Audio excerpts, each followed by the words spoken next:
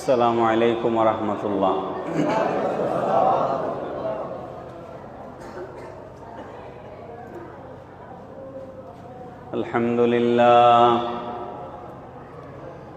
আলহামদুলিল্লাহি কাফা ওয়াসসালাতু ওয়াসসালামু আলা ইবাদিহিল্লাযীনা ইসতাফা।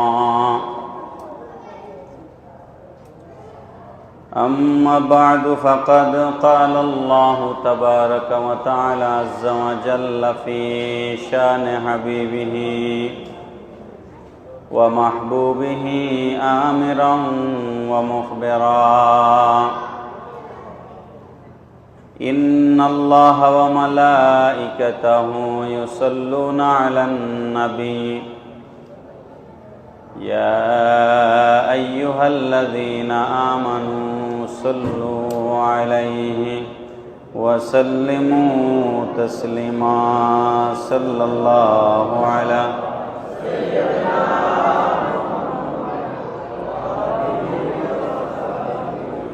صلى الله على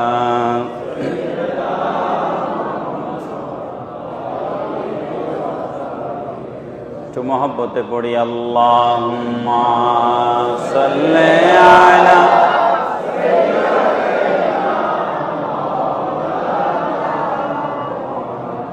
وعلی آل سیدنا। পেছনে যারা আছেন গলা ছেড়ে দেন, সকলে উচ্চ আওয়াজে পড়ি আল্লাহুম্ম সাল্লি আলা সাইয়্যিদিনা মাওলানা মুহাম্মদ ওয়া আলা আলি সাইয়্যিদিনা। ইয়া মালিকি কুন শাফি ফি ফাকাতি ইন্নী ফাকিরুন ফিল ওয়ারা লিগনাকা। আল্লাহুম্মা সাল্লি আলা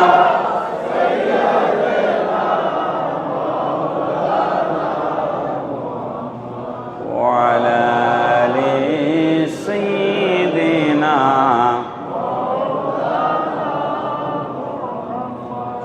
ইয়া আকরামাস সাকালাইন ওয়া ইয়া কানজাল ওয়ারা জুদলি বিজুদিকা ওয়া আরদিনি বিরদাকা। আল্লাহুম্মা সাল্লি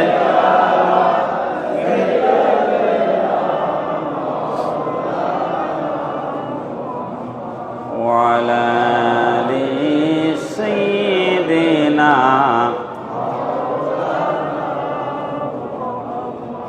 নবী মোর পরশমণি, নবী মোর সোনার খনি, নবী নাম জপে যে জন সে তো দুজাহানের ধনী। আল্লাহুম্মা সাল্লি আলা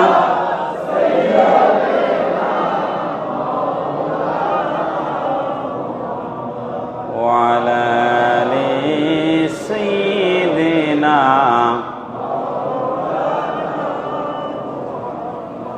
ইয়া মুহাম্মদ মুস্তাফা ইয়া নূরে খুদা দেখা দাও, দয়া করে দেখা দাও গো, ডাকিয়া আপনার কাছে নাও। আল্লাহুম্মা সাল্লি আলা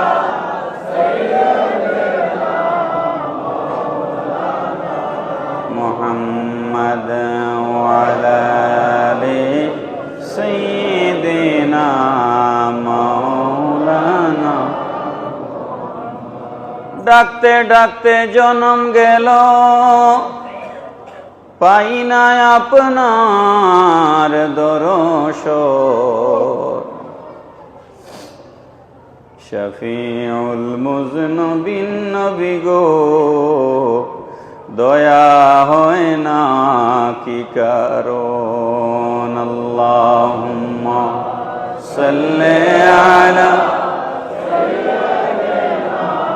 মাওলানা মুহাম্মদ ওয়া আলা আলি সাইয়্যিদিনা মাওলানা বালাগাল মাওলা বিকামালিহি কাশাফাদ দুজা বিজামালিহি হাসনাত জামিউ খিসালিহি সাল্লু লা ইউমকিনু সানাউ কামা কানা হাক্কুহু বা'দাল খুদা বুজুর্গ তুই কিসসা মুখতাসার বালাগাল উলা বিকামালিহি হাসনাত জামিউ খিসালিহি সাল্লু مولاي صل وسلم وبارك عليه. أعوذ بالله من الشيطان الرجيم. بسم الله الرحمن الرحيم. لقد كان لكم في رسول الله أسوة حسنة لمن كان يرجو الله واليوم الآخر وذكر الله كثيرا. صدق الله مولانا العظيم وصدق رسوله النبي الحبيب الكريم. ঐতিহ্যবাহী আঞ্জুমানে আশিকানে মুস্তাফা সাল্লাল্লাহু আলাইহি সাল্লাম বাংলাদেশ এবং আঞ্জুমানে আশিকানে মুস্তাফা সাল্লাল্লাহু আলাইহি সাল্লাম তরুণ পরিষদের উদ্যোগে আল্লামা শাহ সুফি আলহাজ কাজী মোহাম্মদ আমিনুল ইসলাম হাশেমি রহমতুল্লাহ আলাইহি প্রতিষ্ঠিত মহান পবিত্র ঈদে মিলাদুন্নবী সাল্লাল্লাহু আলাইহি সাল্লাম উপলক্ষে হযরত বায়েজিদ বুস্তামি রহমতুল্লাহি তাআলা আলাইহি দরগাহ শরীফ প্রাঙ্গণে আয়োজিত 12 দিনব্যাপী পবিত্র মাহফিলের সদরে মুকাররম পীরে তরিকত রহনুমায়ে শরীয়ত জানশীনে আমিনে মিল্লত খলিফায়ে দরবারে আলা হযরতুল আল্লামা শাহ সুফি কাজী মোহাম্মদ সাদিকুর রহমান হাশেমি সাহেব মাদ্দাজিল্লুল আলী, আমার পরম শ্রদ্ধাভাজন হযরতুল আল্লামা শাহ সুফি খালেদুর রহমান হাশেমি সাহেব মাদ্দাজিল্লুল আলী এবং আজকের পঞ্চম দিবসের গুরুত্বপূর্ণ আলোচক, আমার আগে যিনি আলোচনা করেছেন, বিশিষ্ট ইসলামী চিন্তাবিদ, ইসলামিক ফাউন্ডেশনের সম্মানিত উপপরিচালক নারায়ণগঞ্জ হযরত মাওলানা জামাল হোসেন আল কাদরি বারাকাল্লাহু ফি হায়াতিহি। তিনি আমার অত্যন্ত স্নেহের ছোট ভাই। তিনি যে এত সুন্দর ওয়াজ করেন এটা আমি জানতাম না। খুব সুন্দর ওয়াজ আজকে প্রথম শুনলাম। আল্লাহ পাক তার ইলমের মধ্যে আরো বহু বহু বরকত দান করুন। সম্মানিত উলামায়ে কেরাম সৈয়দ মাওলানা মোহাম্মদ হাবিবুল্লাহ চিশতি সাহেব সহ উপস্থিত উলামায়ে কেরাম, মুরব্বিয়ানে কেরাম, যুবক ভাইরা, এই আল আমিন হাশেমি দরবার শরীফের আশিকিন, মুরিদিন, মুহিব্বিন, বিভিন্ন প্রান্ত থেকে আগত আমার বাবারা, ভাইরা, প্রিয় ব্যবসায়ী ভাইরা, প্রিয় ছাত্র ভাইরা, আসসালামু আলাইকুম ওয়া রাহমাতুল্লাহি ওয়া বারাকাতুহু। আমি মহান মুনিবের শুকুর গুজার করছি সুদূর সিলেট থেকে আপনাদের সামনে আসবার আল্লাহ পাক আমাকে তৌফিক দান করেছেন। আল্লাহর দরবারে শুকরিয়া আদায় করে উচ্চ আওয়াজে সকলে পড়ি আলহামদুলিল্লাহ।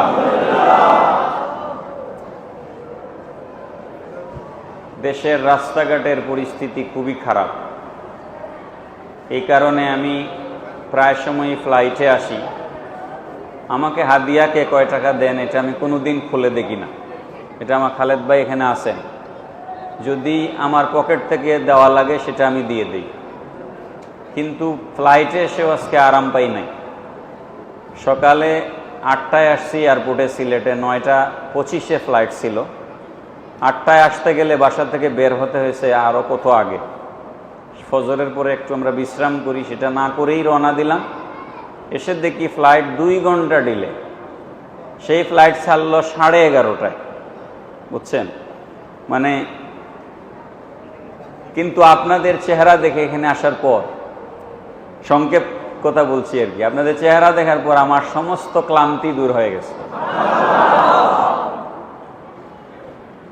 আল্লাহ পাক আমাকে কিছু কথা বলার তৌফিক দিন, আর আপনাদেরকে শুনবার, আপনাদেরকে এবং আমাকে আমল করার তৌফিক দিন। সবাই বলুন আমিন। আমি প্রতি বছর একটু আগে ভাগে আপনাদের এখানে সময় নেই আমার খালেদ ভাইয়ের কাছে চেয়ে। আমি বহু মাহফিল না করি যে যাব না মাহফিলে, কিন্তু এইটার দাওয়াত আমি কখনো না করি না, বুঝছেন? আমি এর আগেও বহুবার আপনাদেরকে বলেছি, আমি অনেক পীরের দরবার, বহু কিছু বাংলাদেশে দেখেছি, আল্লাহ পাক দেখাচ্ছেন, পৃথিবীতেও দেখেছি। কিন্তু এই যে সাদিকুর রহমান হাশেমি হুজুর, আমি এক কথায় বলি যে মাটির মানুষ, এর বেশি আর কিছু আমার বলার নাই, বুঝছেন? উনাদের মতো মানুষ, উনাদের পক্ষ থেকে যখন দাওয়াত যায়, তখন কিছু কিছু জায়গা আছে না, আমরা না করতে পারি না। এমন একটা জায়গা হচ্ছে এটা, যে আমরা না করতে পারি না। আমার শনিবার ফজরের পরে, মানে কালকে শুক্রবার না, শনিবার ফজরের পরে আমার ফ্লাইট, আমি আমেরিকা যাচ্ছি প্রায় 3-3.5 সপ্তাহের জন্য। তো কি পরিস্থিতিতে আমি আপনাদের এখানে আসি চিন্তা করেন। আমি সিলেট থেকে আজকে এখানে আসছি, আবার কালকে ঢাকায় গিয়ে কালকে রাত্রে লেট নাইটে আমাকে এয়ারপোর্ট যেত। কিন্তু আমি এটা হিসাব করি নাই যে, আর আমেরিকার জার্নি পুরো বিমানে বসে থাকতে হয় 20 ঘন্টা। যারা আমেরিকায় থাকেন জিজ্ঞেস করে দেখবেন, ট্রানজিট সহ ঢাকা থেকে নিউ ইয়র্ক পর্যন্ত পৌঁছতে সময় লাগে প্রায় 30 ঘন্টা। অনেক কঠিন এক জার্নি, কিন্তু দিনের খেদমতে, সুন্নিয়তের খেদমতে যেতে হয়। এবার আমার 3-4টা স্টেটে প্রোগ্রাম আছে। আমি new York, new jersey, California new York থেকে যেতে লাগে 6.5 ঘন্টা ফ্লাইটে। মানে এখান থেকে সৌদি যেতে যতক্ষণ লাগে, আমেরিকার ভেতরে এক স্টেট থেকে আরেক স্টেটে এর থেকে বেশি সময় লাগে। আল্লাহ পাক যেন আমার সমস্ত সফরকে সহজ করে দেন। আমাকে একটা বিষয় দেওয়া হয়েছে, ইসলামী রাষ্ট্র প্রতিষ্ঠা বা গোড়াপত্তনে মদিনার সনদ। আমাদের দেশে মুসলমানদের মাঝে একটা ধারণা হচ্ছে, মুসলমানদের নবী হচ্ছেন ধর্মকর্ম করবেন, এর বাইরে আর কিছু না। মুসলমানদের নবীর কাজ হচ্ছে ধর্মকর্ম করা। আর আমাদের মাঝেও আপনারা এটা দেখতে দেখতে অভ্যস্ত হয়ে গেছেন যে আমরা গিয়ে ফাতেহা পড়াই, তসবিহ পড়ি, কোরআন খতম করি, খতমে গাউসিয়া পড়ি আর দোয়া করি, জানাজা পড়াই। এগুলো হুজুরদের কাজ। আমি বলছি না এগুলো হুজুরদের কাজ নয়, এগুলো হুজুরদের অত্যন্ত গুরুত্বপূর্ণ কাজ। জানাজা হুজুররা তো পড়াবেন, খতমে গাউসিয়া পড়বেন, খতমে কোরআন পড়বেন, মিলাদ কিয়াম পড়বেন, সবই করবেন। কিন্তু আমার রসুল এই জমিনে কি জন্য এসেছেন আর কি করে গেছেন, সেটা আমাদের কোনো খবর নাই। রসুল পাক সাল্লাল্লাহু তাআলা আলাইহি ওয়াসাল্লাম কেবলমাত্র একজন ধর্মগুরু ছিলেন না, নবীজি সমাজে একজন আদর্শ পিতা ছিলেন।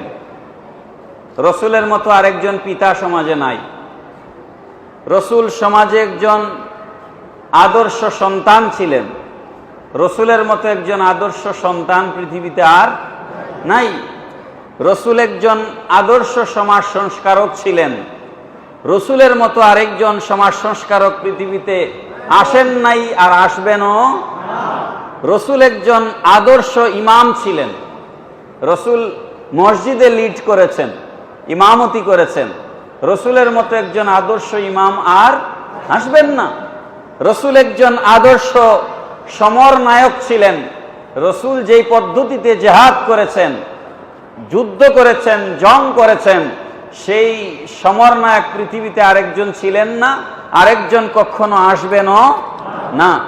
রসুল একজন আদর্শ ইনসাফ ভিত্তিক ন্যায় বিচারক ছিলেন।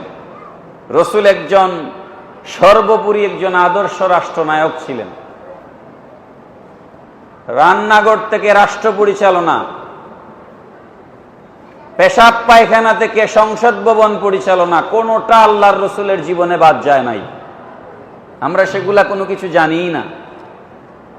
আম্মা জান আয়েশা সিদ্দিকা রাদিয়াল্লাহু তাআলা আনহাকে প্রশ্ন করা হয়েছে, আম্মা জান আপনি বলেন তো আল্লাহর রসুল ঘরে কি কি কাজ করেন? আপনারা কি আমার কথা বুঝেন? ঘরে নবীজি কি কি কাজ করেন? এখানে যারা স্বামী আছেন, স্বামী ঘরে আজকে গেলে আমার ওয়াজ শোনার পরে মায়ের খাইতে পারেন। পুরুষরা ঘরের 10 থেকে 15% কাজ পুরুষরা করে, 80 থেকে 85% বা 90% কাজ ঘরের নারীরা করে, যেই কাজের জন্য আমরা তাদেরকে কোনো বেতন দেই না। দেননি বলেন, দেননি? আপনি 2 দিন ঘর সামলায় দেখেন আপনার অফিস কঠিন নাকি ঘর কঠিন? দেখেন না, 2 দিন চালায় দেখেন। আপনার অফিস চালানো অনেক সহজ। যার ঘরে 2-3টা বাচ্চা আছে, ওই 2-3টা বাচ্চা লালন পালন করা একটা অফিসের এমডি হয়ে 500 মানুষ ম্যানেজ করার চেয়েও কঠিন। কিন্তু আপনি এর বিনিময়ে আপনার স্ত্রীকে কোনোদিন কোনো স্যালারি দেন না। আম্মা জানকে প্রশ্ন করা হয়েছে রসুল ঘরে কি কি করতেন? তিনি উত্তর দিচ্ছেন, আল্লাহর রসুল কাপড় ছিঁড়ে গেলে সেলাই করতেন। নবীজির জুতা মোবারকের ফিতা ছিঁড়ে গেলে নবীজি সেলাই করতেন। মসজিদের চট ছিঁড়ে গেলে আল্লাহর রসুল সেলাই করতেন। বড় করে বলবেন না সুবহানাল্লাহ। এখন তো আপনারা ইমাম নিয়োগ দেন না, জমিদার নিয়োগ দেন। ইমাম সাহেব আমি ঝাড়ু হাতে নিব, আমি ইমাম। হ্যাঁ, ইমামের কাজ ঝাড়ু দেওয়া না, কিন্তু ঝাড়ু হাতে নিলে মসজিদের কবি নজরুল বলেছেন, মসজিদেরই পাশে আমার কবর দিও ভাই, যেন গুড়ে থেকেও মুয়াজ্জিনের কি কথা। তারপরে তিনি বলেছেন, এই মসজিদেরই ঝাড়ু বরদার হোক আমার এ হায়াত, আমি যেন এই মসজিদ ঝাড়ু দিতে দিতে মরতে পারি। খলিফাতুল মুসলিমিন আমিরুল মুমিনিন ওমর আল ফারুক রাদিয়াল্লাহু তাআলা আনহু প্রতি শনিবার দিন মসজিদে কুবায় যেতেন। সহিহ হাদিসে আছে। কোন মসজিদে? কুবা। কোন মসজিদ? যারা হজ করেছেন দেখেছেন তো, মসজিদে কুবার কথা কোরআন শরীফে আছে। আল্লাহ পাক বলেছেন, আল্লাযী উসসিসা আলাত তাকওয়া, এই মসজিদ তাকওয়ার উপরে প্রতিষ্ঠিত হয়েছে, ফরহেজগারির উপর প্রতিষ্ঠিত হয়েছে। এই মসজিদের কথা হাদিস শরীফে এসেছে। নবীজি বলেছেন, যেই ব্যক্তি মসজিদে কুবায় গিয়ে 2 রাকাত নফল নামাজ পড়লো, তার আমল নামায় একটা কবুল হজ এবং কবুল উমরার সওয়াব লিখে দেওয়া হবে। মসজিদে কুবা। সেই মসজিদে কুবায় ফারুক আজম রাদিয়াল্লাহু আনহু প্রতি শনিবার দিন যেতেন, গিয়ে খেজুরের ডাল নিয়ে মসজিদে কুবা ঝাড়ু দিতেন। তিনি আমিরুল মুমিনিন। তার সাথে যারা যেতেন তারা বলতেন, হুজুর আমরা থাকতে আপনি ঝাড়ু হাতে নিবেন কেন? হ্যাঁ, আমরা থাকতে আপনি ঝাড়ু হাতে নিবেন কেন? ঝাড়ু আমাদেরকে দেন। আমিরুল মুমিনিন বলেন, আমি নিজ চোখে আমার রসুল রহমতুল্লিল আলমিনের নুরানি হাত মোবারক দিয়ে এই মসজিদ ঝাড়ু দিতে দেখেছি। সুতরাং তোমরা আমাকে রসুলের সুন্নত থেকে বিরত রাখিও না। আমি এটা রসুলের সুন্নতের জন্য এই মসজিদ ঝাড়ু দিচ্ছি। আমাদের মাঝে সুন্নত আছে? খালি দাড়ির নাম সুন্নত? খালি টুপি একটা মাথায় দিলেই সুন্নত? রসুল আদর্শ রাষ্ট্র প্রতিষ্ঠা করে গেছেন। আমি দায়িত্ব নিয়ে বলছি, এবছরের একটা বিশেষত্ব হচ্ছে এবছর 2025 সালে 1447 হিজরি 2025 এই বৎসর আমার রসুলের 1500তম ঈদে মিলাদুন্নবী উদযাপন হচ্ছে। কততম? আমরা বহু শুনছি 1500 বছর, 1500 বছর, এটা একটা লামসাম কথা আর কি, 1500 বছর, কিন্তু 1500 বছর আজকে পূর্ণ হলো এই বছর। এই 1500 বছর আগে আমি দায়িত্ব নিয়ে আপনাদেরকে বলছি, আমি পলিটিক্সের ছাত্র। পলিটিক্সের অর্ধেক হচ্ছে রাজনীতি আর অর্ধেক হচ্ছে ইতিহাস। ইতিহাস না জানলে রাজনীতি হয় না। আমি রাজনীতি পড়ি, রাজনীতি পড়াই। 1500 বছরের ইতিহাসে বা তার আগে, ইতিহাস রসুলের আগে, এই জমিনে আল্লাহর রসুলের আগে কেউ কল্যাণ রাষ্ট্র প্রতিষ্ঠা করে নাই। পৃথিবীর প্রথম কল্যাণ রাষ্ট্র মদিনাতুল মুনাওয়ারা। আমি একটু পরে কল্যাণ রাষ্ট্রের ব্যাখ্যা আপনাদেরকে দিব। আর আমি এও দায়িত্ব নিয়ে বলছি, পৃথিবীর প্রথম মানব সভ্যতার ইতিহাসে প্রথম লিখিত সংবিধান হচ্ছে মদিনার সনদ। রসুলের আগে এই পৃথিবীতে কেউ লিখিত সংবিধান লিখে নাই। আমেরিকার সভ্যতা আপনারা বলছেন আজকে, আমেরিকা তো কালকের সভ্যতা। আমেরিকা স্বাধীন হয়েছে 200 কত বছর আগে। আর ব্রিটেন, গ্রেট ব্রিটেন, তাদের প্রথম সভ্যতার সনদ হচ্ছে ম্যাগনা কার্টা। সে ম্যাগনা কার্টা তারা লিখেছে 1215 সনে। কত সনে? 1215। আর রসুল মক্কা থেকে মদিনায় হিজরত করেছেন 622। 622 আর 1215, 600 বছর আগে। ব্রিটিশরা লিখতে শিখবার 600 বছর আগে আমার রসুল মদিনার সনদ প্রণয়ন করেছেন। মুসলমান, তোমার ইতিহাস জানো। ব্রিটিশরা লিখা শিখবার 600 বছর আগে আমার রসুল মদিনার সনদ লিখেছেন। মুসলমানদের ইতিহাস জানা দরকার না? এখন আমরা মুসলমান হয়ে গেছি মসজিদ ভিত্তিক মুসলমান, দোয়া দুরুদ ফাতেহা ভিত্তিক মুসলমান। দোয়া দুরুদ ফাতেহা থাকবে, থাকবে কি থাকবে না? এগুলো আমাদের রুহানিয়ত। দোয়া দুরুদ ফাতেহা এগুলো আমাদের কি? রুহানিয়ত। কিন্তু মুসলমানদের আসল পরিচয় হচ্ছে মুসলমানরা পা থেকে মাথা পর্যন্ত জাতি হিসেবে রাজনৈতিক জাতি। মুসলমান অরাজনৈতিক জাতি নয়। আল্লাহর হাবিব সাল্লাল্লাহু তাআলা আলাইহি সাল্লাম 14 কিংবা 15 বছর বয়সে প্রথম সংগঠন করেছেন, যে সংগঠনের নাম হচ্ছে হলফুল ফুজুল। আমরা এটারে সহজ করে বলি হিলফুল, আসলে হিলফুল না, এটা হলফুল ফুজুল। কিসের জন্য নবীজি করেছিলেন? নবীজি দেখেছিলেন গুত্রে গুত্রে মারামারি, সংঘাত, দ্বন্দ্ব। একটা উটের মালিকানাকে নিয়ে কেন্দ্র করে বছরের পর বছর যুদ্ধ চলছে আর মানুষ মরছে। আল্লাহর রসুল বলেন, এটা তো চলতে দেয়া যায় না, এই সমাজ ভাঙতে হবে, নতুন সমাজ গড়তে হবে। আর সেটার জন্য একটা সংগঠন নবীজি প্রথম করলেন, হলফুল ফজুল। তারপর আল্লাহর রসুল সাল্লাল্লাহু তাআলা আলাইহি ওয়াসাল্লাম, আপনারা জানেন, এগুলো আপনাদের জানা কথা, আমি একটু ব্যাকগ্রাউন্ড বলছি। আমি মদিনার সনদে যাওয়ার আগে রিমাইন্ডার দিচ্ছি আপনাদেরকে। যখন কাবা শরীফ পুনর্নির্মাণ হচ্ছে, হজরে আসওয়াদ, এটা বেহেশতি পাথর, আপনারা জানেন। কিসের পাথর? বেহেশতি পাথর। এটা ছিল হজরুন আবিয়াদুন, সাদা পাথর। বেহেশত থেকে এসেছে। হজরে আসওয়াদ দুধের চেয়েও সাদা ছিল, কিন্তু মানুষরা চুমা দিতে দিতে, মানুষের গুনাহ টানতে টানতে হজরে আসওয়াদ কালো হয়ে গেছে। এই যে কালো হয়েছে, এটা আমাদের গুনাহ।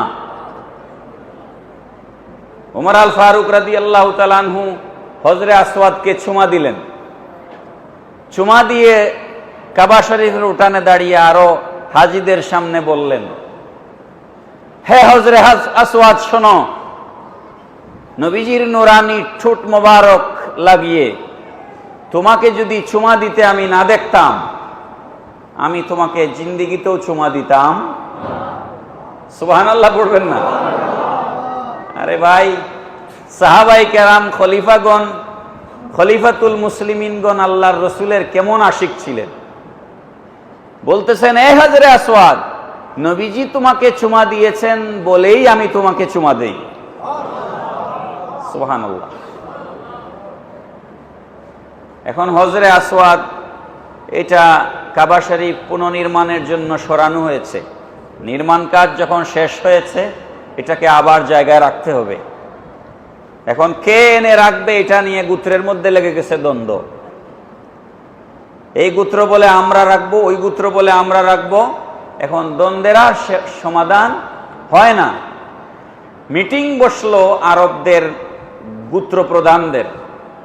মিটিং থেকে তারা সিদ্ধান্ত নিল, আগামীকাল সবার আগে যিনি কাবার উঠানে এসে ঢুকবেন, তিনি যে রায় দিবেন আমরা সেই রায় মেনে নিব। এটা হচ্ছে তাদের সিদ্ধান্ত। পরের দিন দেখা গেল ভোরবেলা সবার আগে আল্লাহর রসুল কাবা শরীফে গিয়ে হাজির হয়েছেন। তারা সবাই বলল, আলামিন আসছেন, আলামিন আসছেন। আরে ভাই, নবী তো সমাজের বিচারক ছিলেন। আপনার সমাজে কোনো অবদান নাই, কোনো হোল্ড নাই, কোনো মীমাংসা করতে পারেন না। আপনি শুধু হুজুরগিরি করলে চলবে নাকি? আমার রসুল কি করেছেন আপনি দেখেন। নবীজি আসলেন, চতুর্দিক থেকে মানুষ এসে কাবাগরের উঠানে জমা হয়ে গেল, আলামিন আসছেন, আলামিন আসছেন। কি রায় দেন? নবীজি কোনো কথা না বলে বললেন, একটা চাদর নিয়ে আসো। একটা চাদর নিয়ে আসা হলো, সেটাকে নবীজি মাটিতে বিছালেন। বিছিয়ে পাথরটাকে নিজ হাত মোবারক দিয়ে তুলে নিয়ে চাদরের ভেতরে রাখলেন, চাদরের উপরে রেখে বললেন, এই গোত্রের লিডার তুমি আসো, এই গোত্রের লিডার তুমি আসো, এই গোত্রের লিডার তুমি আসো, এই গোত্রের লিডার তুমি আসো। প্রত্যেকে কোনার মধ্যে ধরো আর ওখানে নিয়ে যাও। পড়েন না সুবহানাল্লাহ? এবার সবাই খুশি, সবাই পাথর নিয়ে গেছে। সমাজ সংস্কারক ছিলেন না আমার রসুল? সমাজ সংস্কারক ছিলেন আমার রসুল। আমার রসুলের মতো বিচারক পৃথিবীতে আরেকজন ছিলেন না। বুখারী শরীফের হাদিসের মধ্যে এসেছে, ইহুদি আসছে আল্লাহর রসুলের কাছে, খেজুর গাছে খেজুর রেখে অগ্রিম খেজুর বিক্রি করে দিচ্ছেন। এটা আরবে প্রথা ছিল যে টাকা আগে দিয়ে গেলাম, খেজুর গাছে এখনো পাকে নাই। আমাদের দেশে এই প্রথা এখনো আছে। ওই যে আমের কারবার যারা করে, আমের কারবার, আপনি যান রাজশাহী, রংপুর, দিনাজপুর, চাঁপাইনবাবগঞ্জ, দেখবেন এই কারবারগুলো এখনো আছে। কারবার বুঝেন তো? কারবার, ব্যবসা আর কি, বিজনেস। এগুলো এখনো আছে। গাছে আম আছে, আম এখনো পাকে নাই, কিন্তু আগেই কিনে নিল, টাকা দিয়ে দিল যে আমি আম পাকলে বা আমার সুবিধা মতো টাইমে এসে পেড়ে নিয়ে যাব। তো এক ইহুদি, তার উদ্দেশ্য খেজুর কিনা না, তার উদ্দেশ্য হচ্ছে নবীজিকে পরীক্ষা করা তিনি আসলে নবী কিনা। তো সে এসে নবীজিকে বলছে যে আমি খেজুর কিনবো। তো নবীজি খেজুর বিক্রি করলেন তার কাছে। একটা তারিখ দিয়ে দেওয়া হলো, অমুক তারিখে এসে সে খেজুর কেটে নিয়ে যাবে। তারিখের এক সপ্তাহ আগেই সে চলে আসছে, এখনো ডেট আসে নাই। মসজিদে নববী শরীফের উঠানের মধ্যে আল্লাহর রসুল দাঁড়ানো ছিলেন, পাশে গরম সাহাবী হযরত ওমর আল ফারুক রাদিয়াল্লাহু আনহু। আমার গরম আর নরম ওয়াজ করার এখন টাইম নাই। 4 জন খলিফা 4 ধরনের ছিলেন, আবু বকর, উমর, উসমান, আলী। এগুলো এখন বয়ান করার সময় না, আমার মূল বিষয়ে আমি আছি। ইহুদি এসে বলছে, মুহাম্মদ, তোমাকে তো আমি খুবই বিশ্বাস করতাম, কিন্তু তুমি আমার কাছ থেকে টাকা নিয়ে খেজুর দাও নাই, মানে সে উল্টাপাল্টা মিথ্যা কথা বলতেছে। নবীজি তার কথা শুনে মুস্কি মুস্কি হাসতেছে। ওমর রাদিয়াল্লাহু আনহু খাপের ভিতর থেকে তরবারি বের করে ফেলছে যে কার এমন সাহস আমার সামনে রসুলের সাথে বেয়াদবি করে, আমি তার গর্দান উড়িয়ে দিব। নবীজি হাত মোবারক দিয়ে ওমরের হাত নামিয়ে দিলেন, তরবারি উঠায় ফেলছে, নামিয়ে দিলেন। যখন নামিয়ে দিলেন, ইহুদি বলছে আমার বুঝ হয়ে গেছে। সুবহানাল্লাহ পড়েন। কি বুঝ হয়ে গেছে তোমার? ইহুদি বলে ওমর যে নবী না, উমর যে নবী না, তরবারি বের করাতেই আমি বুঝছি, আর আপনি যে নবী তরবারি নামাই দেওয়াতে আমি বুঝছি। তো কেমনে বুঝলা? বলে আমি তৌরিতে জবুরে এগুলাতে পড়েছি, ইঞ্জিলে এগুলাতে আমি পড়েছি, মুসলমানদের নবী অর্থাৎ আপনার আখেরি জওয়ানার নবীর কিছু বৈশিষ্ট্য থাকবে, কিছু গুণাবলী থাকবে। অনেক গুণাবলীর কথা আপনার আমি পড়েছি, এবং এই গুণগুলো আপনার মধ্যে আছে কি নাই সেগুলো আমি সমাজে মিলিয়ে দেখার চেষ্টা করেছি, এবং আমি প্রমাণ পেয়েছি আপনার মধ্যে সেই গুণগুলো আছে। একটা গুণ আমার পরীক্ষা করার বাকি ছিল। সেই গুণটা হচ্ছে, আমি জেনেছি মুসলমানদের নবীর সাথে মূর্খের মতো আচরণ করলে তিনি তার জবাবে শিক্ষিতের মতো আচরণ করেন। আওয়াজ করে বলেন না সুবহানাল্লাহ। কথাটা বুঝছেন?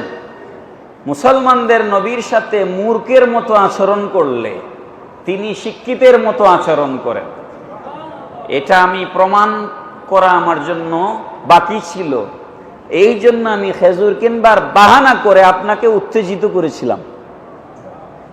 উত্তেজিত করা মূর্খের কাজ, উত্তেজিত করা মূর্খের কাজ, এটা ভালো মানুষের কাজ না। আমি আপনার সাথে মূর্খের মতো আচরণ করেছি, দেখলাম আপনি উত্তেজিত হন কিনা, কিন্তু উমর উত্তেজিত হয়ে গিয়েছে, আপনি উত্তেজিত হন নাই। আমার কোনো সন্দেহ নাই আপনি আল্লাহর রাসূল।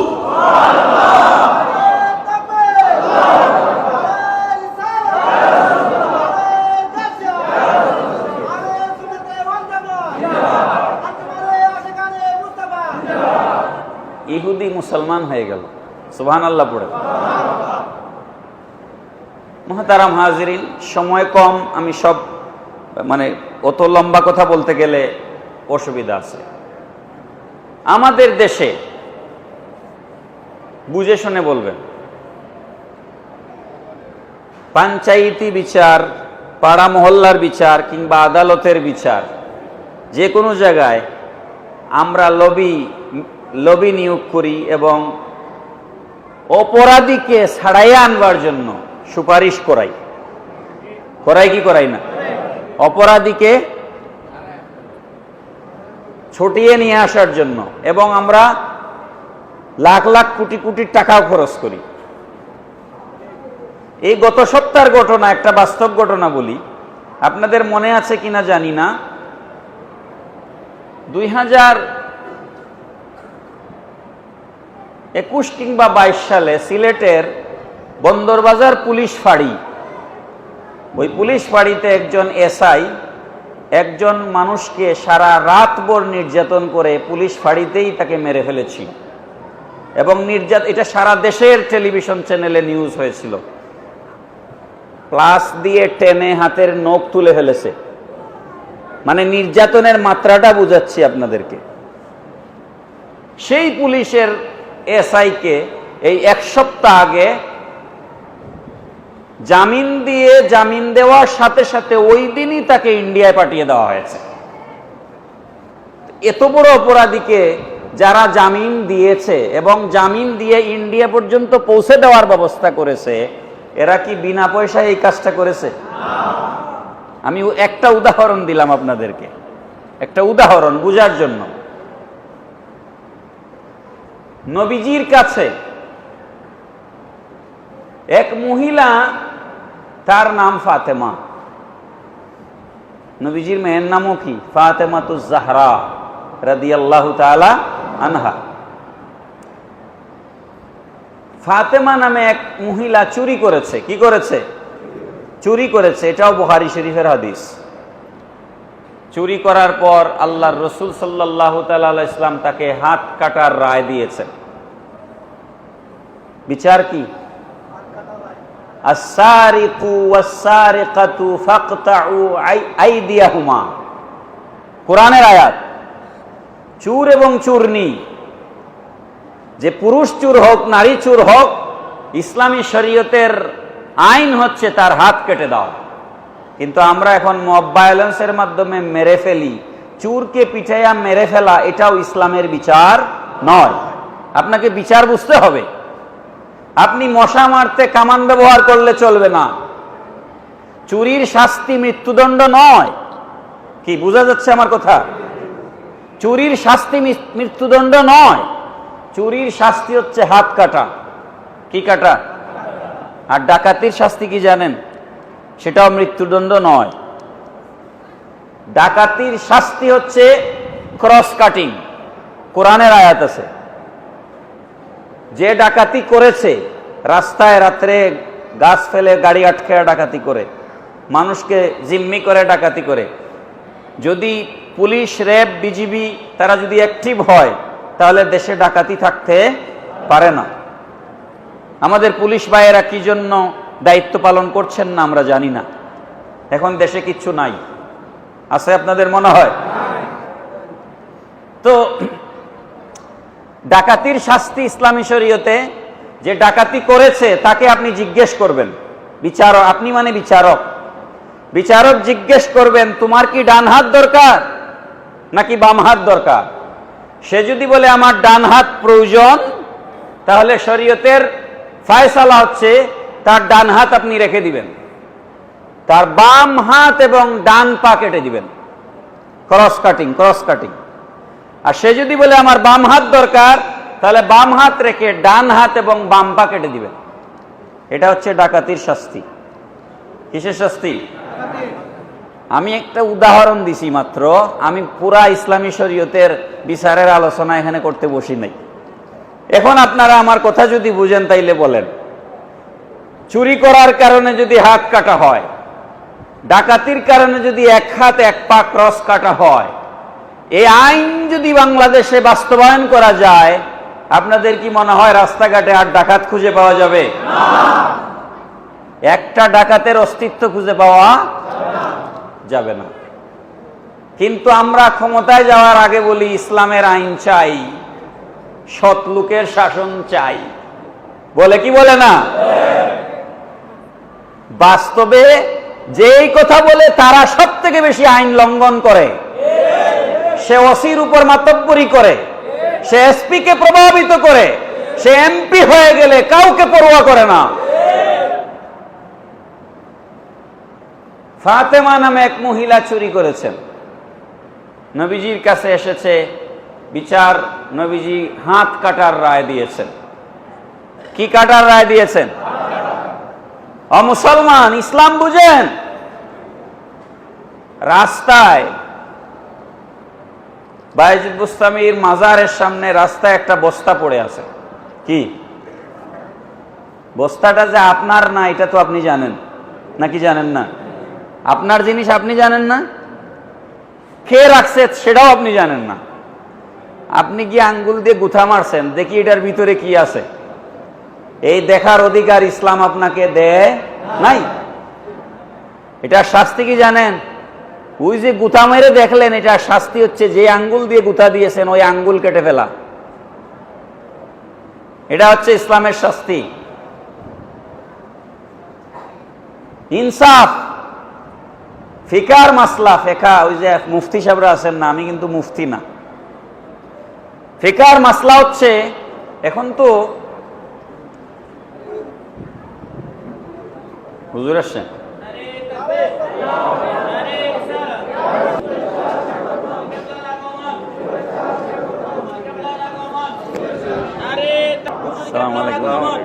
ভালো আছেন? খবর কেমন আছেন? জি হুজুর, শরীরের অবস্থা কেমন?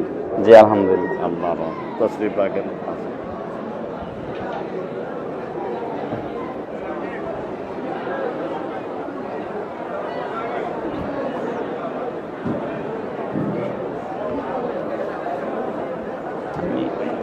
শেষ করে দিব না? আল্লাহ,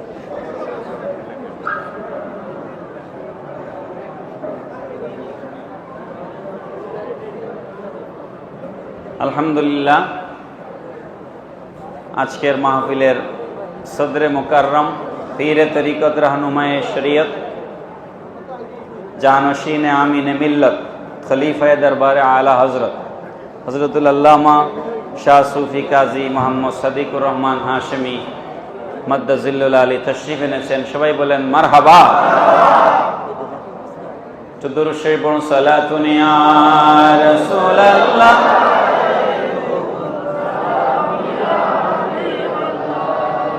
সালাতুন ইয়া রাসূলুল্লাহ, সালামুন ইয়া মুমাজ্জাদ নাসবুহু মিন ওয়ালিদাইনিন মুআয়্যাদ নাফসুহু কাতলাম বাগিয়া। সালাতুন ইয়া সালামুন ইয়া আতাকাল খালিকু খুলকান আযীমান ফাকাম ফাখরিল লানা আনতা বলিয়া। সালাতুন ইয়া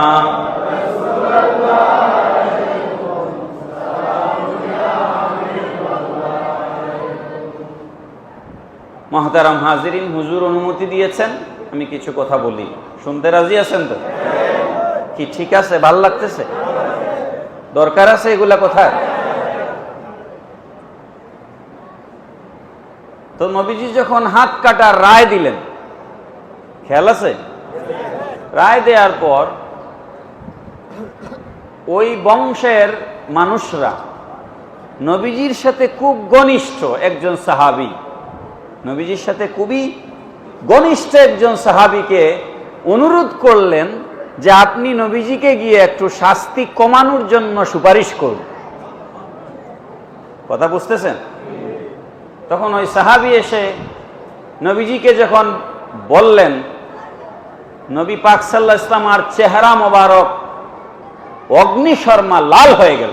নবীজি যখন রাগান্বিত হতেন তখন চেহারা মোবারক লাল হয়ে যেত। আর নবীজি বললেন, শোনো, জীবনে আর কখনো বিচারের শাস্তি মওকুফ কিংবা শাস্তি কমানোর জন্য সুপারিশ নিয়ে আসবা না, কারণ তোমাদের পূর্ববর্তী যত জাতি ধ্বংস হয়েছে সমস্ত জাতি বিচারহীনতার কারণে ধ্বংস হয়েছে। আজকে আমাদের দেশে কোনো বিচার আছে? নবীজি যে বিচার কায়েম করে গেছেন, যে আদালত কায়েম করে গেছেন, সেই আদালত পৃথিবীর ইতিহাসে আর আছে? প্যার হাজিরিন, আমার রাসূল সাল্লাল্লাহু তাআলা আলাইহি সাল্লাম পেশাব কিভাবে করতে হবে শিখায়া যান নাই? বলেন না ভাই? আপনি যদি ডান পা দিয়ে মসজিদে ঢুকেন, নবীর সুন্নতের উপর আমল হলো। আপনি যদি বাম পা দিয়ে পেশাব পায়খানায় ঢুকেন, নবীর সুন্নতের উপর আমল হলো। আপনার সওয়াব হবে কি হবে না? হবে কি না? নবীজিকে খুশি আপনি সামান্য বিষয় দিয়ে করতে পারেন। আপনি এই যে চা খাচ্ছেন, পানি খাচ্ছেন, এটা বাম হাতে না নিয়ে ডান হাতে নেন, নবীজি খুশি হবেন। বাম হাতে নিলে শয়তান খুশি হবে। বোঝা যায় কথা? এটা কি খুব কঠিন কাজ? এইভাবে ছোট্ট ছোট্ট নবীজির সুন্নতের উপরে যদি আপনি আমল করেন, সমাজে শান্তি প্রতিষ্ঠা হয়ে যাবে। তো ওই সব বিষয়ে আলোচনা করা আমার পক্ষে সম্ভব না। আমি যেটা বুঝাতে চাই, পেশাব পায়খানা থেকে শুরু করে মুসলমানদের নবী, আমাদের নবী, দাড়ি কিভাবে রাখতে হবে, চুল কিভাবে কাটতে হবে, নখ কিভাবে কাটতে হবে, নখ সপ্তাহে কোন দিন কাটতে হবে, হ্যাঁ, খাইতে হবে কিভাবে, ঘুমাতে হবে কিভাবে, হাঁটতে হবে কিভাবে, চলতে হবে কিভাবে, সমরনীতি, রাষ্ট্রনীতি, অর্থনীতি, সমাজনীতি, স্বামী স্ত্রীর সম্পর্ক, পিতা পুত্রের সম্পর্ক, দুনিয়ার এমন কোনো কিছু নাই যে আল্লাহর রাসূল আমাদেরকে শিক্ষা দিয়ে যান নাই। কথা ঠিক না বেঠিক? তো সেই রাসূলকে বাদ দিয়ে আমরা কেন নেতাদেরকে আদর্শ বানাই? এমন রাসূল থাকতে কার্ল মার্কস তো আমার আদর্শ হতে পারে না। এমন রাসূলের আদর্শ আমার সামনে থাকতে লেনিন, মাও সেতুং আমার আদর্শ হতে পারে না। আব্রাহাম লিঙ্কন আমার আদর্শ হতে পারে না। চেঙ্গিস খান আমার আদর্শ হতে পারে না, জেফারসন আমার আদর্শ হতে পারে না। যেই রসুলের এমন অনুপম চরিত্র আমার চোখের সামনে আছে, সেই রসুল থাকতে তন্ত্রমন্ত্র আমার আদর্শ গ্রহণ করার কোনো প্রয়োজন আছে? সেই রসুল মক্কা থেকে হিজরত করে যখন মদিনায় গেলেন, আমি মূল কথা এখন বলছি, মক্কা থেকে হিজরত করে যখন মদিনায় গেলেন, কত অসহায় অবস্থায় রাতের অন্ধকারে নবীজি বের হয়ে গেছেন, ঠিক নেই? কত অসহায় অবস্থায়। আমি ইতিহাস বলা আমার উদ্দেশ্য নয়, ঘটনা উদ্দেশ্য, নতিজা বলতেছি। নবীজি যখন বের হয়ে যান, সাথে একজন মাত্র মানুষ, সিদ্দিকে আকবর রাদিয়াল্লাহু আনহু, আর বিছানায় শুয়ে গেছেন মাওলানা আলীকে, সুবহানাল্লাহ। কত অসহায় অবস্থায় রাতের অন্ধকারে নবীজি বের হয়ে গেছেন। সেই রসুল মাত্র 8 বছরের মাথায় 10,000-এর বাহিনী নিয়ে, সাহাবায়ে কেরামের মর্দে মুজাহিদদের 10,000 বাহিনী নিয়ে আল্লাহর রসুল পৃথিবীর ইতিহাসে উইদাউট ব্লাড শেডিং, এক ফোঁটা রক্ত ঝরে নাই, মদিনাতুল মুনাওয়ারাত থেকে যেই রসুলকে মক্কা থেকে বিতাড়িত করে দেওয়া হয়েছিল, সেই রসুল সগৌরবে 10,000 সাহাবী নিয়ে এসে মক্কাতুল মুকাররমা বিজয় করেছেন। বাধা দেওয়ার শক্তি মক্কার একটা কাফেরেরও ছিল না। তো ছিল না, এরা পালাচ্ছিল, ঘর ছেড়ে পালাচ্ছিল, ঘর ছেড়ে পালাচ্ছিল। তখন নবীজি খানায়ে কাবার উঠানে দাঁড়িয়ে একটা ভাষণ দিয়েছিলেন। আপনারা তো শুধু বিদায় হজ্জের ভাষণের ওয়াজ শুনেন, তাই না? নবীজির কাবা শরীফের উঠানে মক্কা বিজয়ের দিন নবীজি যে ভাষণ দিয়েছিলেন, এটা অত্যন্ত গুরুত্বপূর্ণ একটা ভাষণ। সেই ভাষণের সারাংশ আমি আপনাদেরকে বলছি। কুরআনুল কারীমে সূরা ইউসুফ 12 নম্বর আয়াত, 92 নম্বর আয়াত, সূরা নম্বর 12। সূরা ইউসুফ কত নম্বর সূরা? 12 নম্বর সূরা, 92 নম্বর আয়াত। আল্লাহ পাক রব্বুল আলামিন বলছেন, লা তাসরিবা আলাইকুমুল ইয়াওমা ইয়াগফিরুল্লাহু লাকুম ওয়া হুয়া আরহামুর রাহিমিন। পড়েন সুবহানাল্লাহ। আল্লাহ পাক রব্বুল আলামিন বলছেন, লা তাসরিবা আলাইকুমুল ইয়াওম, আজকে আর কোনো প্রতিশোধ নয়। সুবহানাল্লাহ। আজ কোনো প্রতিশোধ নয়। ইয়াগফিরুল্লাহু লাকুম, আল্লাহ পাক রব্বুল আলামিন তোমাদেরকে ক্ষমা করে দিবেন। ওয়া হুয়া আরহামুর রাহিমিন, তিনি পরম করুণাময়, অতি দয়ালু। ও মুসলমান ভাইরা, বিসমিল্লাহির রহমানির রহিম, রহিম আর রহমান, আল্লাহ দয়ালু।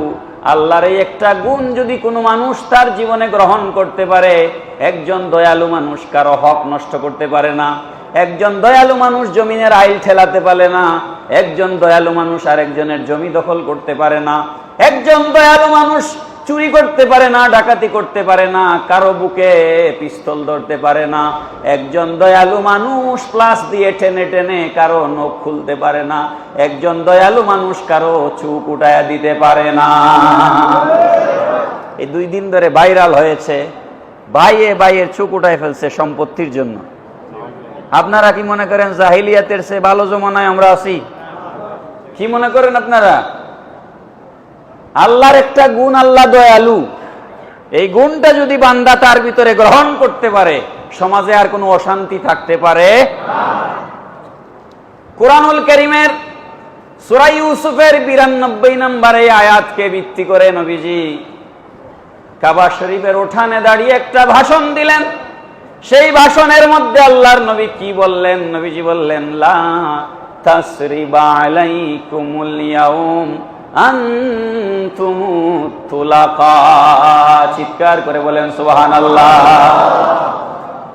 নবীজি বললেন, যাও হে মক্কার মানুষেরা, হে মক্কাবাসী, তোমরা আমাকে 8 বছর আগে এখান থেকে বিতাড়িত করেছিলে, আমার সাহাবীদের উপরে অত্যাচারের, নির্যাতনের স্টিম রোলার চালিয়েছিলে, আমার বিলালের বুকের উপরে পাথর চাপা দিয়েছিলে, আমাকে তায়েফের জমিনে রক্তাক্ত করেছিলে, আজ আমি বিজয়ীর বেশে মক্কা, সম্পূর্ণ মক্কা যখন আমার করাকস্ত হয়েছে, আমার হাতের মুঠোতে এসেছে, আজ আমি আল্লাহর গড় কাবা শরীফের উঠানে দাঁড়িয়ে বলছি, ইযহাবু ফান্তুমুত্তুলাকা, আজকে তোমাদেরকে আমি সাধারণ ক্ষমা ঘোষণা করলাম। লা তাসরিবা আলাইকুমুল ইয়াউম, আজ আমার পক্ষ থেকে কোনো প্রতিশোধ নয়। কোনো প্রতিশোধ? বলেন, এরকম একজন রাজনীতিবিদ আমাদের দেশে আছেন যে আমি কোনোই প্রতিশোধ নিব না, না বলে নাকি বলে যাই ক্ষমতায় দেখে নিব? কথা কোন ঠিক না বেটি? ক্ষমতায় যাওয়ার আগেই যে দেখা দেখে, আর ক্ষমতায় গেলে যে কি দেখবে এটা বোঝা যায় না। পৃথিবীর ইতিহাসে আমেরিকা, অস্ট্রেলিয়া, কানাডা, ব্রিটেন, ইউরোপের বিভিন্ন দেশ একজন প্রেসিডেন্ট, প্রধানমন্ত্রীর নাম বলেন যে সাধারণ ক্ষমা ঘোষণা করেছে, কোনো প্রতিশোধ নেয় নাই। আজ প্রতিদিন গাজায় শতাধিক শিশু মারা যাচ্ছে, মানুষ মারা যাচ্ছে। এরা শান্তির কথা বলে। কিসের কথা বলে? শান্তির কথা বলে। আসলে অশান্তি। শান্তির নামে কি? অশান্তি, অরাজকতা, জুলুম, নির্যাতন।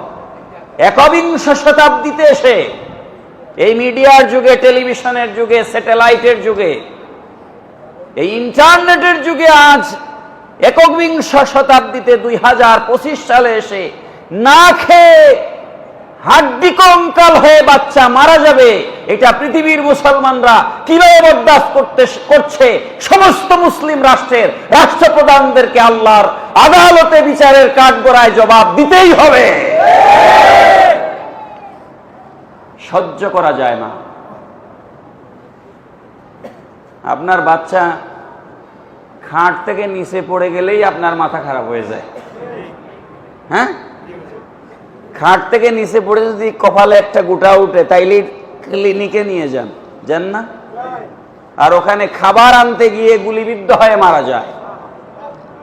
এমন নির্মমতা আর আছে? নবীজি যখন হিজরত করলেন মদিনাতুল মুনাওয়ারায়,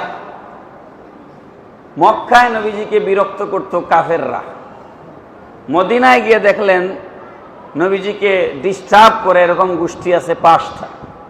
কয়টা? ইহুদি, খ্রিস্টান, কাফের, মূর্তি পূজারী, মুশরিক, আর হচ্ছে মুনাফিক। মুসলমানদের মাঝে মুনাফিক। এই 5 সম্প্রদায়ের মধ্যে দ্বন্দ্ব। এর সাথে মদিনার বড় 2টা সম্প্রদায় ছিল, আউস এবং খাজরাজ। আউস এবং খাজরাজ, তাদের মধ্যে দ্বন্দ্ব। এবং সেই দ্বন্দ্ব শুধু স্বাভাবিক দ্বন্দ্ব নয়, যুদ্ধ আর যুদ্ধ। 12টা গোষ্ঠী। কয়টা? 12টা গোষ্ঠীকে আল্লাহর রাসূল ডাকলেন, আসো। উঠান বৈঠক করলেন। কি বৈঠক? উঠান বৈঠক বুঝেন? উঠান বৈঠক করলেন নবীজি 12টা সম্প্রদায়ের নেতাদেরকে নিয়ে। মিটিং এর মধ্যে নবীজি বললেন, এভাবে তো মারামারি চলতে পারে না, এভাবে তো গোষ্ঠী গোষ্ঠী হামলা, মামলা, মোকদ্দমা চলতে পারে না। আমরা পরস্পর একে অপরের ভাই হয়ে সমাজে চলতে চাই।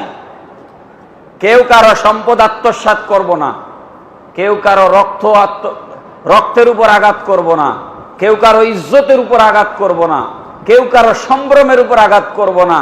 সেটার জন্য আমাদের একটা কমন আন্ডারস্ট্যান্ডিং, সাধারণ বোঝাপড়া, ইংরেজিতে বলে কমন আন্ডারস্ট্যান্ডিং, বাংলায় বলে সাধারণ বোঝাপড়া। আমাদের একটা সাধারণ বোঝাপড়া আসা দরকার। সেই সাধারণ বোঝাপড়া কি কি আমরা করব আর কি কি করব না, এটা লিখতে লিখতে লিখতে লিখতে টোটাল হইল 47টা ক্লজ। ইংরেজিতে বলা হয় ক্লজ, বাংলায় বলা হয় ধারা। 47টা ধারা সম্বলিত সনদ নবীজি প্রণয়ন করলেন, ইতিহাসে যেটার নাম মদিনার সনদ। সেই মদিনার সনদে ইহুদিদের কি অধিকার থাকবে, খ্রিস্টানদের কি অধিকার থাকবে, গোত্রে গোত্রে সম্প্রীতি কিভাবে রক্ষা করা যাবে, মদিনাবাসীদের সাথে বাহির থেকে কেউ এসে যুদ্ধ করতে চাইলে ইহুদি খ্রিস্টান মুসলমান সবাই মিলে সেটা প্রতিহত করবে। ওই দেখেন দেশপ্রেম, দেখছেন দেশপ্রেম, সবাই সেটা প্রতিহত করবে। এইভাবে আল্লাহর রাসূল সাল্লাল্লাহু আলাইহি ওয়াসাল্লাম 47টা ধারা সম্বলিত সনদ রচনা করলেন। This is called the first written constitution in the human kind. মানব সভ্যতার ইতিহাসে এটা প্রথম, আমি আবার বলছি, মানব সভ্যতার ইতিহাসে এটা প্রথম লিখিত সংবিধান। বড় করে বলেন সুবহানাল্লাহ।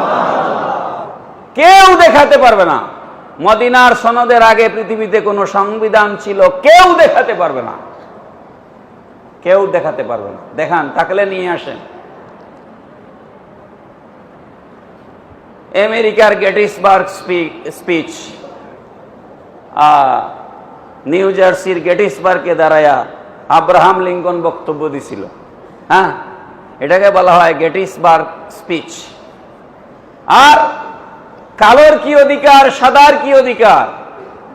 কালো মানুষকে তো ইউরোপ আমেরিকায় মানুষই মনে করতো না। আমি ফ্রান্স গিয়েছি, বুঝছেন, ফ্রান্সে লন্ডনে তো 4-5 তলার পরিমাণ মাটির নিচে রেল লাইন আছে লন্ডনে। আমি নিজে দেখছি এবং চড়েছি। ফ্রান্সে মাটির নিচে, যেটাকে বলা হয় আন্ডারগ্রাউন্ড রেলওয়ে, এই যে মাটির নিচে 4-5 তলা পরিমাণ নিচে রেল লাইন তৈরি করলো, এগুলা মাটি করতে হয়েছে না? কে করছে? ওই কালাদেরকে দিয়ে এরা করাইছে। কালাদেরকে গোলাম মনে করতো এরা, এই সাদারা। কালোদেরকে এরা মানুষ মনে করে নাই, গোলাম মনে করতো, এদেরকে দিয়ে এগুলো কাজ করাইতো। ফ্রান্স তো কালোদের দেশ ছিল, দখল করছে সাদারা। আপনি ইতিহাস পড়েন, ফ্রান্স দেশের মালিক ছিল কালোরা, এদেরকে বিতাড়িত করে সাদারা দখল করছে। তো এই যে 5 তলা 6 তলা পরিমাণ মাটি কুড়ে এখানে যে রেল লাইন নির্মাণ করা হলো, হাজার হাজার শ্রমিক মারা গেছে এগুলা করতে গিয়ে। এগুলো দেখতে দেখতে আপনার নেলসন ম্যান্ডেলা সে প্রতিবাদ শুরু করেছে এবং সে তার জীবনে 27 বছর জেল কাটছে। আপনারা নাম শুনছেন না, নেলসন ম্যান্ডেলা?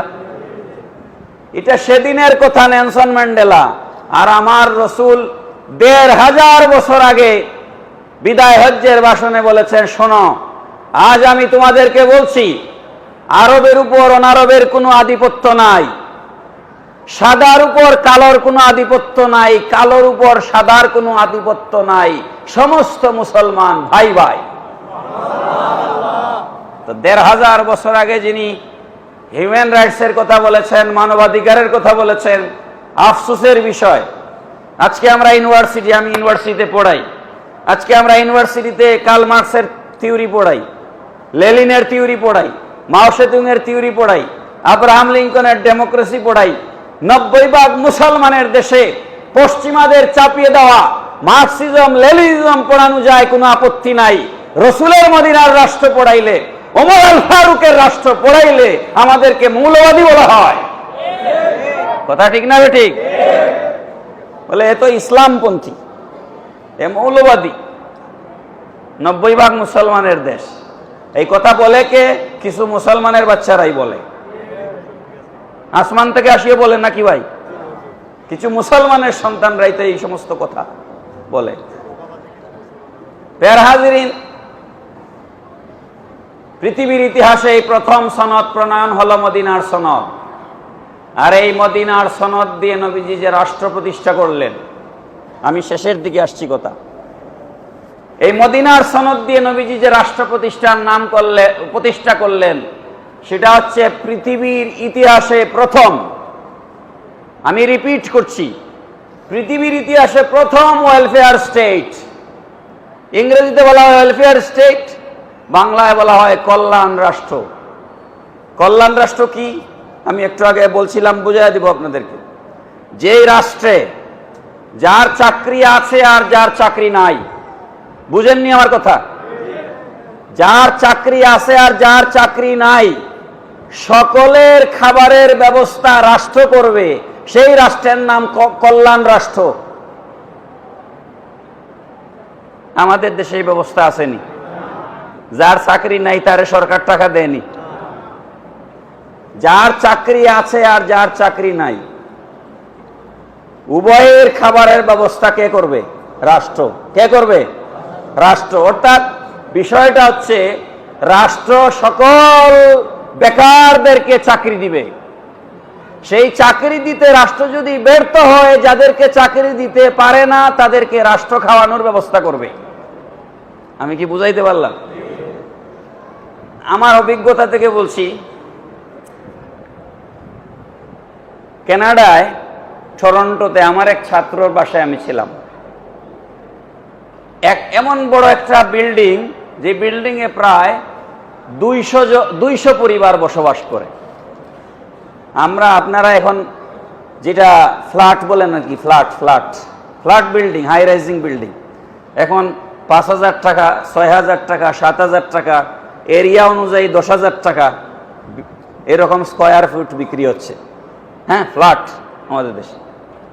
আপনি আমেরিকায় যান, কানাডায় যান, লন্ডনে যান, এগুলোতে ফ্ল্যাটের কোনো দাম নাই।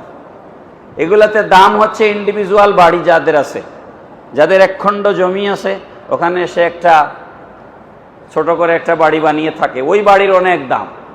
ফ্ল্যাট ব্যক্তি মালিকানাধীন বানানো যায় না ইউরোপ আমেরিকায়।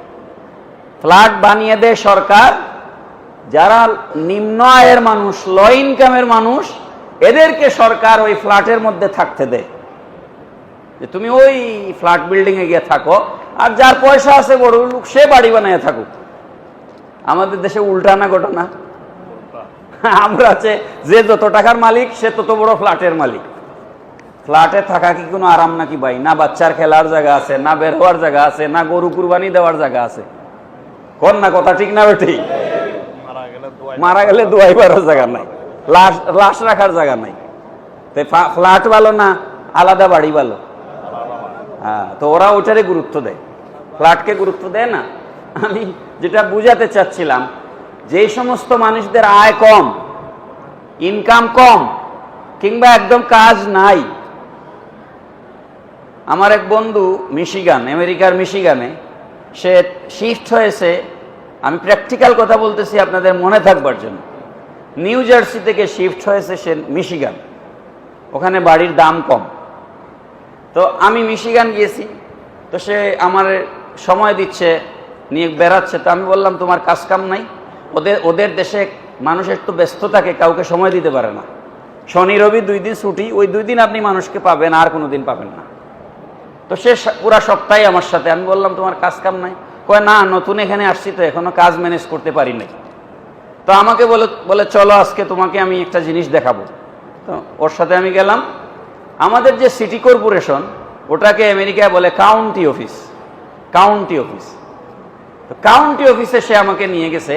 ওখানে ওই সিটি কর্পোরেশনের এলাকার যাদের কাজ কাম নাই, বেকার, তাদের সার্বিক অবস্থা জানবার জন্য, বুঝবার জন্য একটা সেকশন আছে। ওখানে প্রতি সপ্তাহে গিয়ে তাকে রিপোর্ট করতে হয়। ওই দিন ছিল বুধবার, তার রিপোর্টিং ডে। সে আমাকে নিয়ে গেছে। তো ওরা জিজ্ঞেস, মনে হচ্ছে যে একজন অফিসার আসছেন। ও যাওয়ার পরেই চেয়ার থেকে উঠে দাঁড়াইলো, স্যার আপনার কি করতে পারি? দেখেন একটা বেকার মানুষ গেছে, আর অফিসার দাঁড়ায় বলতেছে, স্যার আপনার জন্য কি করতে পারি? ইংলিশে বলতেছে আর কি। তখন সে বলতেছে যে আমার আজকে রিপোর্টিং ডে। তখন বলছে, আপনার আইডি বলেন। তো আইডি বলছে, জি স্যার বসেন। তারপরে ফাইলটি, তো আপনি কাজ পাচ্ছেন না কেন? তো কোথাও কি অ্যাপ্লাই করছেন? এগুলো তারা আবার নোট ডাউন করতেছে। যতদিন কাজ না পাবে ততদিন তারা তাকে প্রতি সপ্তাহে টাকা দিবে। এটাকে বলা হয় ওয়েলফেয়ার স্টেট। কি স্টেট? এই ওয়েলফেয়ার স্টেট আজকের আমেরিকার কনসেপ্ট নয়। মুসলমানের সন্তানদের এটা বুঝতে হবে। এই ওয়েলফেয়ার স্টেটের জনক হচ্ছেন আমার রসূল। আপনারা বলবেন প্রমাণ? নবীজি সর্বপ্রথম মদিনা রাষ্ট্র গঠন করে ওই 12টা সম্প্রদায়কে এক করলেন। দেশের বিরুদ্ধে কেউ কারো বিরুদ্ধে যুদ্ধ চলবে না, এটা হলো সনদ। দেশের বিরুদ্ধে কেউ কারো ভিতরে যুদ্ধ করা চলবে না, বহিরাগতদের হামলা আমরা একত্রিত হয়ে মোকাবেলা করব। আর সবাই আমরা জাকাত দিব, সেই জাকাতের টাকা যেখানে জমা হবে সেটার নাম বাইতুল মাল। বাইতুল মাল খাওয়ার জন্য নয় ভাই, বাইতুল মাল দল চালানোর জন্য নয়, বাইতুল মাল হচ্ছে রাষ্ট্রের গরিব মানুষদের হক। কথা কি বুঝতেছেন? কিসের ভিত্তিতে? জাকাতের ভিত্তিতে নবীজি প্রতিষ্ঠা করলেন বাইতুল মাল, জাকাত দাও। ইয়েমেনের জাকাত উসুল করার জন্য একজনকে আল্লাহর রসুল পাঠালেন। তিনি এসে নবীজির সামনে জাকাত, আপনারা জানেন কোরআন শরীফের আয়াতে আছে, জাকাত যিনি আদায়কারী কর্মকর্তা বা কর্মচারী, রাষ্ট্র যদি, আমাদের দেশে তো রাষ্ট্রীয়ভাবে জাকাত আদায়ের, ইসলামিক ফাউন্ডেশন কিছু জাকাত নেয়, কিন্তু খুব ভালো সিস্টেমেটিক ইয়ে নাই আমাদের দেশে, আমরা নিজেরাই জাকাত দেই, ঠিক না? যদি আপনার রাষ্ট্র ইসলামী রাষ্ট্র ব্যবস্থা কায়েম হয়, তাহলে আপনি ব্যক্তিগতভাবে জাকাত দিতে পারবেন না, সেই জাকাতের টাকা দিবেন রাষ্ট্রের কোষাগারে। কেন? এটা কেন আল্লাহ এই বিধান করেছেন? আপনি যদি কাউকে জাকাতের টাকা বিলি করেন, জাকাতের লুঙ্গি বিলি করেন, জাকাতের শাড়ি বিলি করেন, যেই লোক আপনার কাছ থেকে এসে জাকাতের টাকা, লুঙ্গি, শাড়ি গ্রহণ করবে, যদিও সে আপনি তাকে জাকাতের টাকা দিচ্ছেন, তারপরও সারা জীবন আপনার সামনে তার মুখটা ছোট হয়ে যাবে, ঠিক কিনা বলেন? এই জন্য ইসলাম এই ব্যবস্থা রাখে নাই। ইসলাম বলছে টাকা জমা হবে রাষ্ট্রের কোষাগারে, রাষ্ট্র থেকে জাকাত দেওয়া হবে, কে দিচ্ছে আর কাকে দিচ্ছে কেউ জানবে না। জাকাতের টাকা এটা কার? তখন কি আর কেউ কারো কাছে ছোট হওয়ার প্রশ্ন আসে? নাই, এটার নাম ইসলাম। ইসলাম গরিবকে অসম্মান করে না, ছোট করে না। তো জাকাত নবীজি জাকাত উসুল করে বাইতুল মাল প্রতিষ্ঠা করলেন। জাকাত আদায় করার জন্য এক একজনকে পাঠাচ্ছেন, তুমি যাও সিরিয়া, তুমি যাও মিশর, তুমি যাও অমুক জায়গায়। জাকাতের টাকা থেকে জাকাত আদায়কারী কর্মকর্তা কর্মচারীর বেতন দেওয়া জায়েজ আছে, হ্যাঁ। তো বেতন দিয়ে আল্লাহর রসুল পাঠাচ্ছেন। একজন এসে নবীজির সামনে 2টা পুতলা রাখলেন, একটা একটু বড়, একটা একটু ছোট, রেখে বললেন, ইয়া রাসূলুল্লাহ সাল্লাল্লাহু আলাইহি ওয়াসাল্লাম, এটা হচ্ছে জাকাত, বড়টা কি জাকাত, আর ছোট পুতলা ওটা আমাকে ওই এলাকার মানুষরা হাদিয়া দিয়েছে। কি দিয়েছে? নবীজি চেহারা মুবারক লাল হয়ে গেল। নবীজি বললেন, ঢালো এগুলো এখানে, ঢালো। আগে ঢালাইলেন, আগে কি করলেন? ছোট পুতলার গুলা বড় পুতলার উপরে ঢালাইলেন, ঢালো এগুলো এখানে। এবার তুমি বলো, তুমি যদি ওখানে জাকাত আদায়ের কর্মকর্তা কর্মচারী হয়ে না গিয়ে তোমার মায়ের ঘরে, বাবার ঘরে বসে থাকতে, ওই এলাকার মানুষ কি তোমার বাড়িতে এনে হাদিয়া দিত? বলেন দিত? তার মানে এটা হাদিয়া নয়, এটাও জাকাত। যদি কোনো অফিসার ভূমি অফিসে বসে আছেন, থানায় বসে আছেন, হ্যাঁ, ভূমি অফিস তো আমাদের কারখানা, ঠিক কিনা বলেন? ভূমি অফিসে অফিসার বসে আছেন, থানায় অফিসার বসে আছেন, সব অসৎ আমি বলছি না, সৎ অফিসার আছেন, সৎ পুলিশ অফিসার আছেন না? আছে। সৎ সচিব আছে, সৎ আমলা আছে, সৎ রাজনীতিবিদ আছে, সৎ এমপি আছে, কিন্তু সেটা সংখ্যায় খুবই কম। এখন কেউ যদি বলেন আমি তো চাই নাই, আমাকে এমনিই দিয়া গেছে, বলে না? তাকে বলবেন, আপনি এই চেয়ারে না বসিয়ে আপনার বাপের বাড়ি বসে থাকেন, দেখেন এমনি দেয় কিনা। এই চেয়ারে আপনাকে বসানো হয়েছে রাষ্ট্রের বেতন দিয়ে এই দায়িত্ব পালন করার জন্য, হাদিয়া গ্রহণ করার জন্য নয়। বুঝেন নাই কথা? মহতারাম হাজিরিন, শেষ করছি। তো নবীজি এই রাষ্ট্র ব্যবস্থা কায়েম করলেন আর ঘোষণা দিলেন। ওই যে বাইতুল মাল যখন প্রতিষ্ঠা হয়ে গেল, তখন নবীজি ঘোষণা দিলেন, মদিনা এবং মদিনা আশপাশ আমার এই মদিনা রাষ্ট্রের ভেতরে কোন ঋণগ্রস্ত মানুষ থাকলে জানিয়ে দাও, সে যেন আমার বাইতুল মালের তহবিল থেকে টাকা গ্রহণ করে তার ঋণ মুক্তি হয়। পড়বেন না সুবহানাল্লাহ? কোন কন্যা দায়গ্রস্ত পিতা থাকলে তাকে জানিয়ে দাও, সে যদি তার মেয়েকে বিয়ের ব্যবস্থা না করতে পারে সে যেন বাইতুল মালে আসে। কোন অসহায় মানুষ তার যদি আহার বিহার খাবার গ্রহণ করার মতো প্রয়োজনীয় রসদপত্র তার গড়ে না থাকে তাকে জানিয়ে দাও, তার জন্য বাইতুল মাল উন্মুক্ত আছে। বলেন সুবহানাল্লাহ। এখন কোটি কোটি টাকার মালিক, হাজার কোটি টাকার মালিক, সেও রাষ্ট্রের গরিব মানুষের টাকা আত্মসাৎ করে। আপনারা ফারুকে আজম রাদিয়াল্লাহু আনহুর ঘটনা জানেন, যিনি রাতের বেলা ঘুরে ঘুরে মানুষের অবস্থা দেখতেন। শুনছেন না হুজুরদের কাছ থেকে বয়ান? রাতের বেলা ঘুরে ঘুরে মানুষের অবস্থা দেখতেন। একদিন নবী উমর আল ফারুক রাদিয়াল্লাহু আনহু গিয়ে এক ঘরের পাশে শুনলেন দুইটা মহিলা কথা বলছে। তিনি দাঁড়াই গেলেন, দেখি কি বলে শুনি।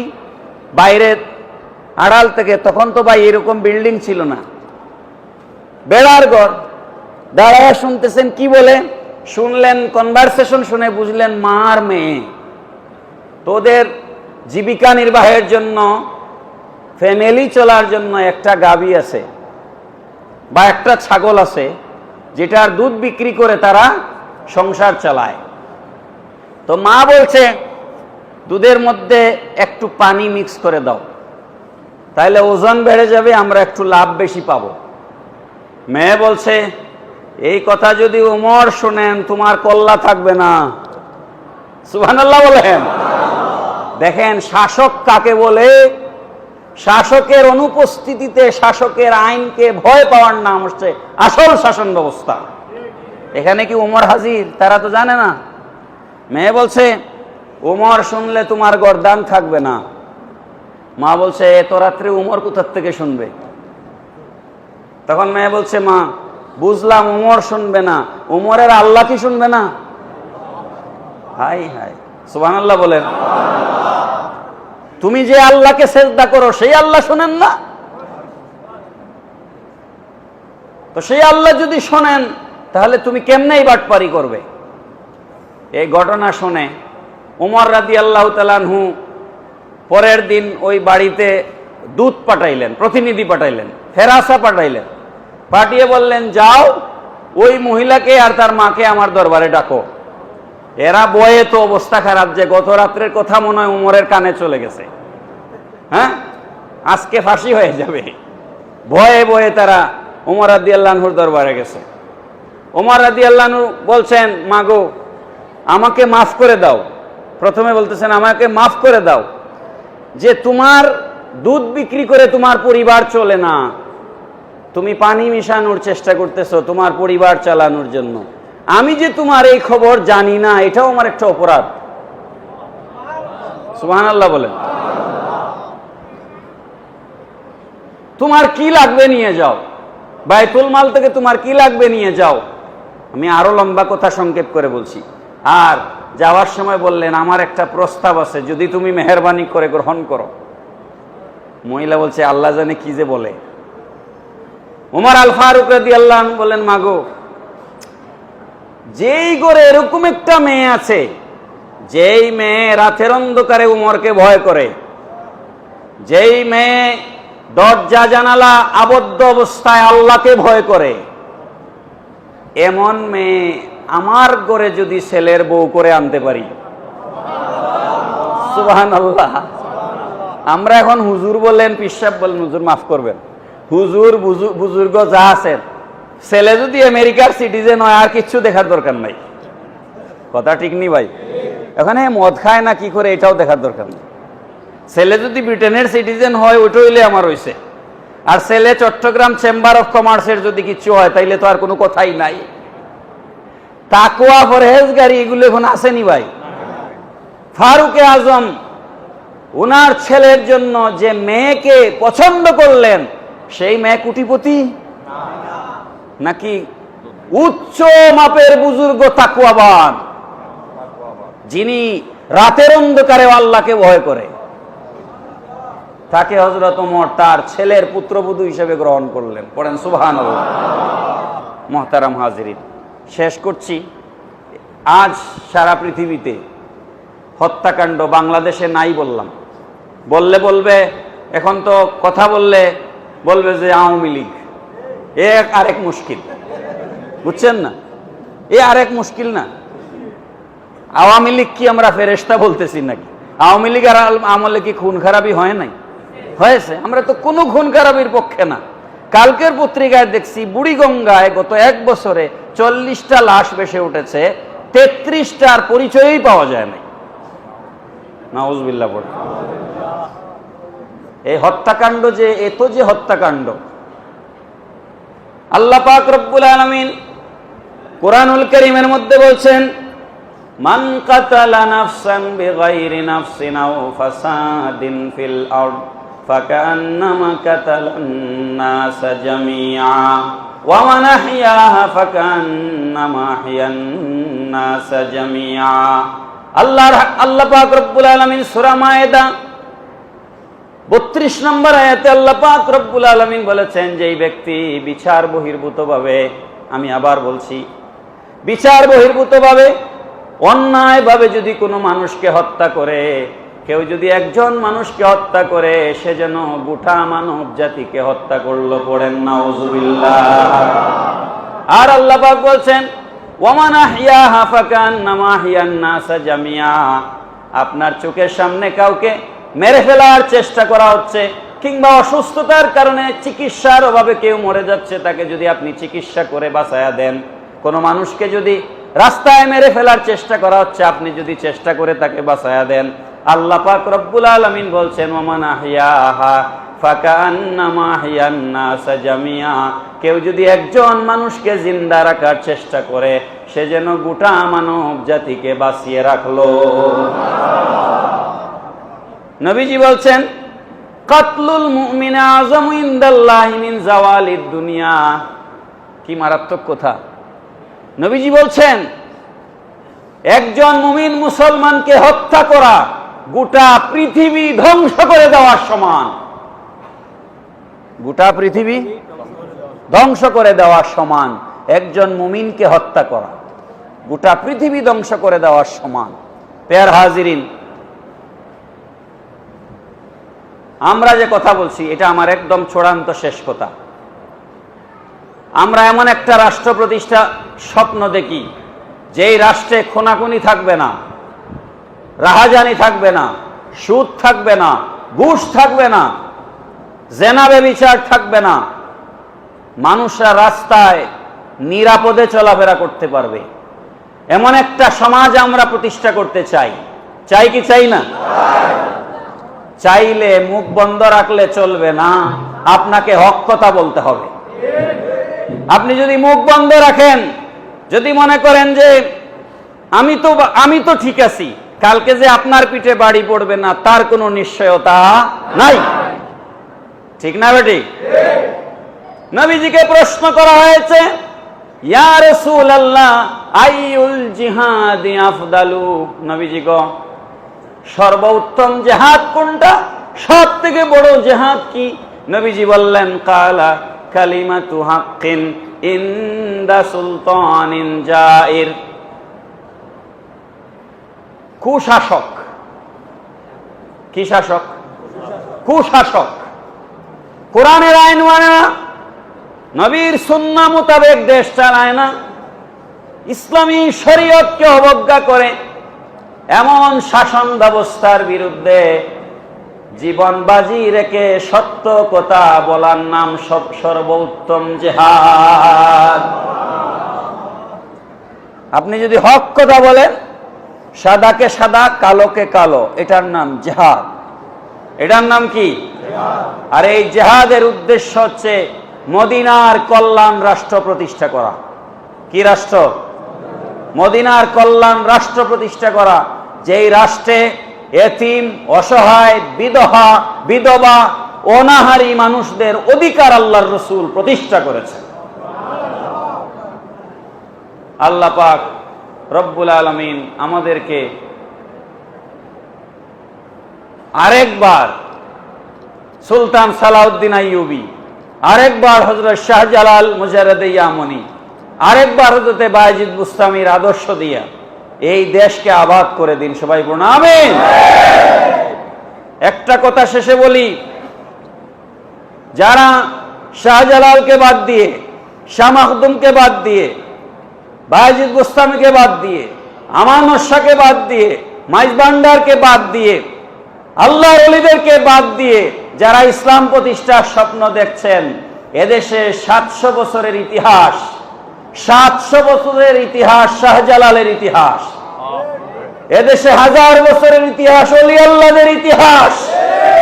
সুতরাং আউলিয়া কেরামকে বাদ দিয়ে আপনাদের স্বপ্ন বাস্তবায়ন হবে না, হবে না, হবে না।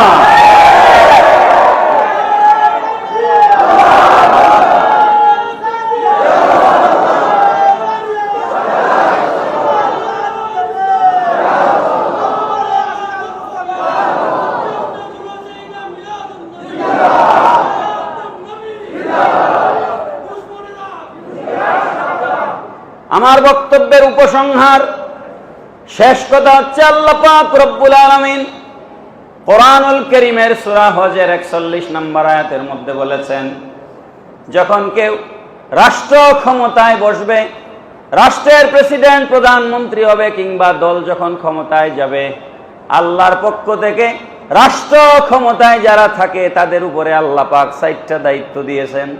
কয়টা? আপনারা শুনলে বুঝতে পারবেন কি দায়িত্ব এরা পালন করতেছে, শুনলেই বুঝতে পারবেন।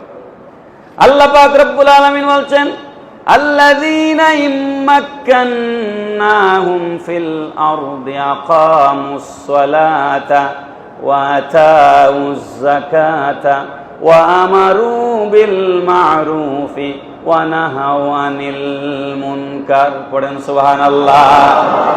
আল্লাহ পাক রব্বুল আলামিন বলছেন, যারা রাষ্ট্র ক্ষমতায় বসবে তাদের দায়িত্ব হচ্ছে তারা সমাজে নামাজ প্রতিষ্ঠা করবে, নামাজ কায়েম করবে। 2 নাম্বার হচ্ছে তারা যাকাত আদায় করবে।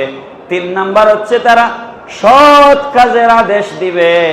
আর 4 নাম্বার হচ্ছে সমস্ত অসৎ কাজ থেকে মানুষকে বিরত রাখবে।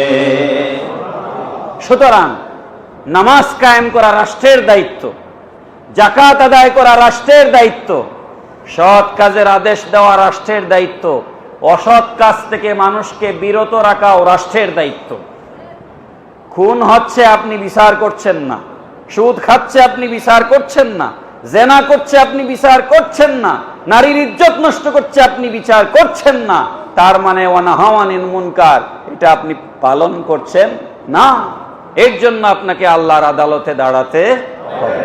সুতরাং আসুন, পারি বা না পারি, মানুষ হিসাবে, মুসলমান হিসাবে আমরা আমাদের জায়গা থেকে, প্রত্যেকের যার যার জায়গা থেকে চেষ্টা করি অন্তত পক্ষে আল্লাহ যেন এই জমিনে কোরআনের আইন, রসুলের সুন্নাহ, আমার রসুলের আদর্শ, আউলিয়ায়ে কেরামের আদর্শ দিয়ে আমরা যেন একটা ইসলামী সমাজ ব্যবস্থা কায়েম করতে পারি। আল্লাহ যেন তৌফিক দেন। সবাই বলুন আমিন। আমাকে প্রতি বছর এখানে অত্যন্ত মহব্বত করে হুজুর দাওয়াত করে আনেন। আমি হুজুরের প্রতি এবং দরবারের শাহজাদাগণ যারা আছেন, বিশেষভাবে কাজী খালেদুর রহমান হাশেমি সাহেব, কাজী শাহেদুর রহমান হাশেমি সাহেব সহ, এবং এই দরবার পরিচালনা কমিটিতে আপনারা যারা আছেন, এই মাহফিল আঞ্জুমানে আশিকানে মুস্তফা সংগঠনে যারা আছেন, তরুণ পরিষদে যারা আছেন, যারা আমাকে বারবার মহব্বত করে এখানে ডাকেন, আপনাদের সবার কাছে কৃতজ্ঞতা প্রকাশ করছি। আর হুজুরের কাছে দোয়া চাচ্ছি, হুজুর আমি শনিবার 6:40 আমার ফ্লাইটে আমেরিকা যাচ্ছি। ঈদে মিলাদুন্নবী ইসলাম আর কিছু মাহফিল নিয়ে ওখানে গৌসিয়া কমিটি নিউ ইয়র্কের প্রোগ্রামে আমি প্রধান অতিথি হয়ে যাবো ইনশাল্লাহ। গৌসিয়া কমিটি নিউ ইয়র্কে অনেক, আলহামদুলিল্লাহ, আমরা যাওয়ার পর থেকে জালাল শাহ হুজুর গিয়ে শুরু করে দিয়েছিলেন ইউএসএ আহলে সুন্নাত ওয়াল জামাত, প্রথম জালালউদ্দিন আল কাদরি হুজুর। এরপরে আমরা তো যাচ্ছি, আমি এবার নিয়ে আমার 5 বার হবে। আমরা গিয়ে আলহামদুলিল্লাহ গৌসিয়া কমিটির ভাইদেরকে, আহলে সুন্নাতের ভাইদেরকে একত্রিত করার চেষ্টা করতেছি। আল্লাহ যেন সেটা কবুল করে। সবাই বলুন আমিন। কথায় কেউ কষ্ট পেলে ক্ষমা করবেন। আসসালামু আলাইকুম ওয়া রাহমাতুল্লাহি ওয়া বারাকাতুহু।